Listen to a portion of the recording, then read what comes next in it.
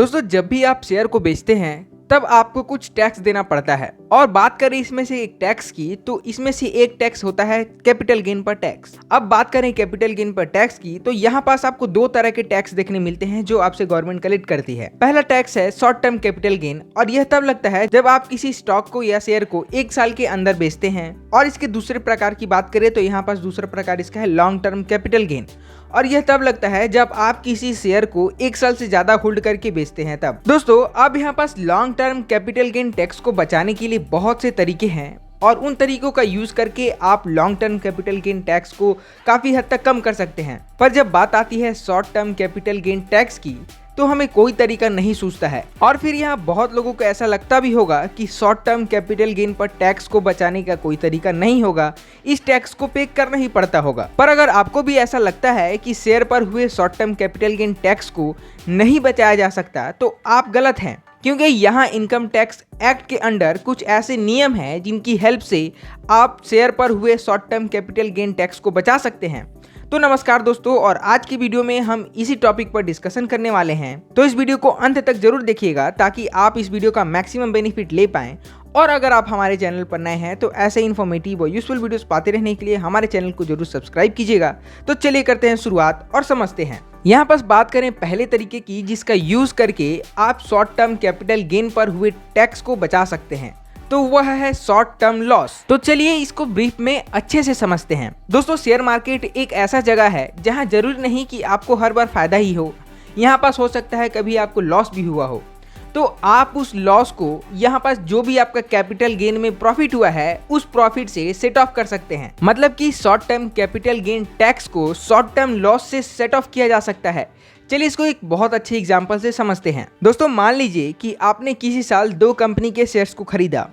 यहाँ पास कंपनी का नाम ले लेते हैं, पहले कंपनी का नाम कंपनी ए और दूसरे का नाम बी। यहाँ पास दोनों ही कंपनीज में आपने 10,000 और 10,000 इन्वेस्ट किया, मतलब कि टोटल 20,000 आपने इन्वेस्ट किया, और उस इन्वेस्टमेंट को आपने कुछ दिन तक छोड़ दिया। यहाँ पास कुछ दिन बाद सपोज कीजिए आपको कुछ पैसों की जरूरत पड़ी, तो आपने दोनों ही कंपनियों के शेयर्स को बेच दिया। अब मान लीजिए यहाँ पास सेम ईयर में कंपनी ए अच्छा परफॉर्म करती है और उसके शेयर का प्राइस बढ़ जाता है, और यहाँ पास टोटल आपने जो इन्वेस्ट किया था 10,000, उसका अभी करंट वैल्यू हो जाता है 20,000। अब बात करते हैं दूसरे कंपनी बी की। तो यहाँ पास मान लीजिए कि कंपनी ने अच्छा परफॉर्म नहीं किया है और उसके शेयर का प्राइस घट जाता है और आपकी इन्वेस्टमेंट का करंट वैल्यू हो जाता है 5,000। तो अब बात करें टैक्स की, तो यहाँ पास कंपनी ए में आपको 10,000 का कैपिटल गेन हुआ जिसको शॉर्ट टर्म कैपिटल गेन में रखा जाएगा। तो यहाँ पास शॉर्ट टर्म कैपिटल गेन में आपको 15% के हिसाब से टैक्स देना पड़ेगा। लेकिन कंपनी बी में आपका यहाँ पास 5,000 का नुकसान हुआ था, तो आपके उस 5,000 को यहाँ पास कंपनी ए के प्रॉफिट से माइनस कर दिया जाएगा। मतलब कि आपका यहाँ पास जो शॉर्ट टर्म कैपिटल गेन का कैलकुलेशन होगा वो केवल 5,000 पर कैलकुलेशन होगा। तो इस तरह से आप शॉर्ट टर्म लॉस का यूज करके शॉर्ट टर्म कैपिटल गेन पर टैक्स को बचा सकते हैं। दोस्तों अब बात करते हैं हमारे दूसरे मेथड की, तो वह है बिजनेस लॉसेस। अब यहाँ पास आप बिजनेस लॉस का यूज करके भी आप अपने शॉर्ट टर्म कैपिटल गेन पर जो टैक्स लगता है उसको बचा सकते हैं। इसको भी एक अच्छे एग्जांपल से समझते हैं। मान लीजिए कि आपका एक छोटा मोटा कोई बिजनेस है और वहाँ पास आपका जो करेंट ईयर है वहाँ पास आपका लॉस हो गया, और उसी साल आपने एक कंपनी का शेयर खरीदा हुआ था, उसमें आपका कुछ प्रॉफिट हुआ है। तो जैसा कि आपको पता है कि शेयर पर हुए उस प्रॉफिट पर आपको short term capital gain tax देना पड़ेगा। तो यहाँ पास आप अपने उस गेन को, उस पे जो लॉस हुआ था उसे सेट ऑफ कर सकते हैं। दोस्तों अब बात करें हमारे थर्ड तरीके की, तो वो है लॉस फ्रॉम हाउस प्रॉपर्टी। मतलब कि अगर आपका किसी हाउस प्रॉपर्टी में किसी भी तरह का लॉस होता है तो आप उस लॉस को अपने शॉर्ट टर्म कैपिटल गेन पर टैक्स से सेट ऑफ कर सकते हैं। इसको भी एक अच्छे एग्जाम्पल से समझते हैं। मान लीजिए कि आपका एक घर है जिसको आपने होम लोन लेकर खरीदा है और आपने उस घर को किसी को रेंट में दिया हुआ है। अब यहाँ पास मान लीजिए कि आपका जो होम लोन पर सालाना इंटरेस्ट है वह 1 लाख रुपए का है, जबकि आपको उस प्रॉपर्टी से जो रेंट मिल रहा है वह केवल 80,000 है।